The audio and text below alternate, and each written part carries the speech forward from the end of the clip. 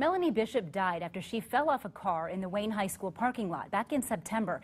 Now her mother is filing a lawsuit against the school district and several others. News Channel 15's Sara Wagner has a breakdown of that case in tonight's top story.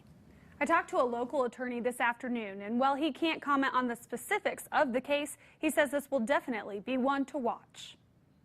It all comes back to a terrible tragedy and the loss of life for a young person in our community. A tragedy that started 8 months ago after a Powder Puff football game at the high school. 16-year-old Melanie Bishop and 3 other students were sitting on the top of her car when another student started driving the car around the parking lot. Court documents say the student was driving 20 to 30 miles an hour even after the teens yelled for the driver to stop. Melanie and another girl fell off of the back of the car. Melanie hit her head and died 8 days later. According to court documents, her mother, Stephanie Hartman, thinks the district should be held responsible since it happened on school property and around the time of a school function. Because the school system is owned and operated by municipal government, there is a body of immunity that will apply, and it will have to be determined whether that immunity comes into play in this case, and if so, to what extent. The recreational use of school property is controversial in that the boundaries and limits are still being defined by case law. Where does the school responsibility end and the parent responsibility